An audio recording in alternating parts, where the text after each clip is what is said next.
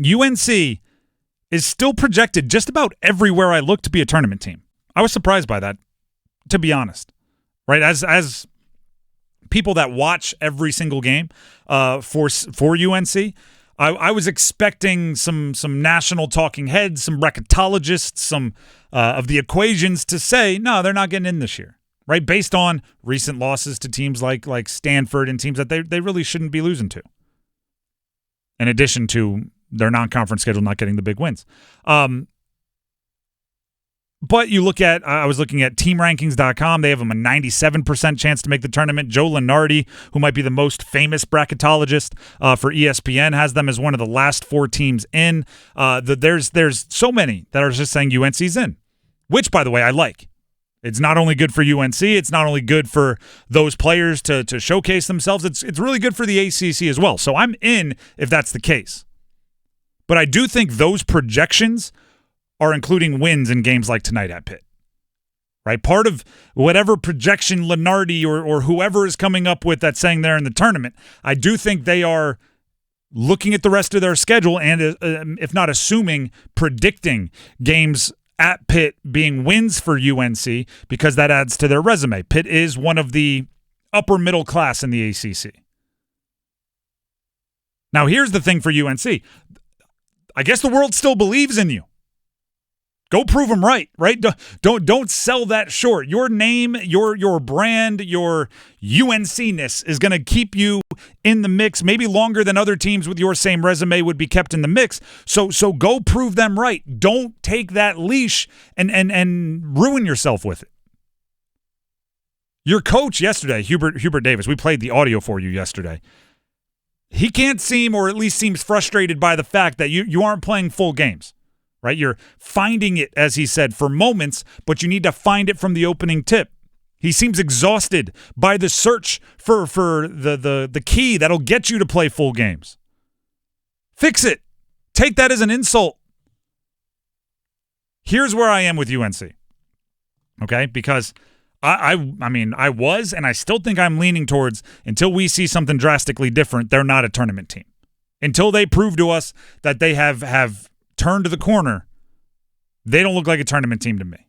Outside of their jerseys kind of always look like a tournament team. Here's where I'm at with UNC. The players, I think, kind of get to choose how their season ends. If they commit, and this is what I consider a choice, if they commit to being absolutely exhausted at every timeout, if they commit to absolutely wearing themselves out, particularly on the defensive side, I think they can be in the tournament. If they don't give that kind of effort, their name will only buoy them so far, right?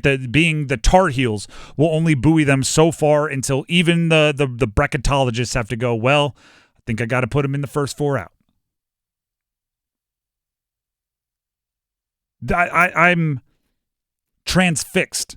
I'm kind of obsessed with the last 3 or 4 possessions of defense they played against Boston College, where they went from, for most of the game, a confusingly bad defensive team. Boston College is not a great offensive squad, although they did knock down some tough shots, give them credit. But UNC was not making them work enough. It was making them too easy, making it too easy for Boston College to score. And then the last 3 or 4 possessions, they turned into a great defensive team. And I went, that's interesting to me. Where was that? Yeah, exactly. You're telling me you could have done that this whole time? I felt like Dumb and Dumber.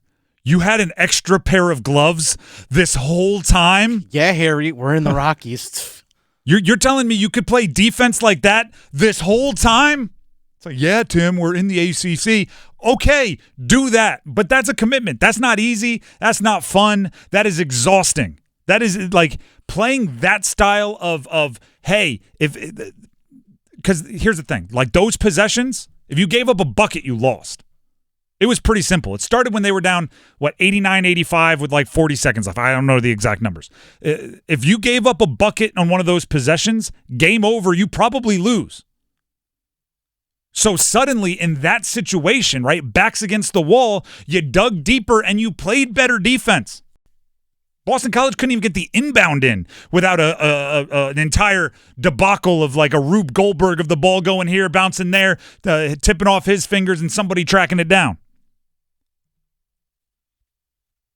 If you can play most of your possessions with the intensity you played when you thought one bucket could lose you the game,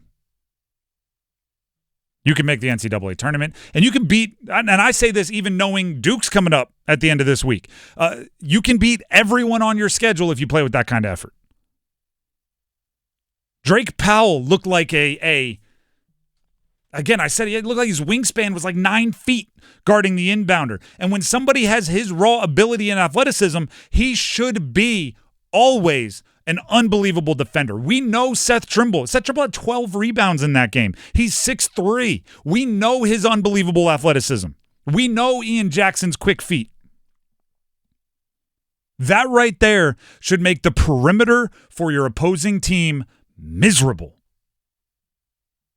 But you got to put in the effort. You got to be willing to not be able to like move right the next day because your legs are so locked up. You have to. Let's hear from Hubert Davis looking at Pitt because there are several things that make Pitt dangerous. You know, they've got guards that just with the ball, whether it's one-on-one, pick and roll situation, can create shots not only for themselves but for their teammates. They're a really good basketball team. It's a Pitt team. Skilled, tough, competitive. They are good. I'm a fan of the Pitt program. They got some bigs down there too. Mm-hmm. They got some length down in the post, which I'm not even sure what Jalen Washington's status is from this game. I know he left the last game with a knee injury. I haven't looked to see what he is, but if he's not in there, that makes an already thin position even more thin. Then you're looking at Van Allen Lubin to play more. You're looking at Withers to be more physical, quite frankly, better. And you're looking at Drake Powell to probably play a little bit of big minutes. Maybe James Brown off the bench, the freshman. I go with Claude, the transfer from Georgia Tech. I mean, there's that's kind of what I'm. And regardless of what you think of those players, all out 100% effort, they'll be fine. Jalen Lowe and Ish Leggett are legit scorers for Pitt. They're going to make UNC's defense work, but again, I think it's a choice for them. Are you willing to put in the effort for UNC?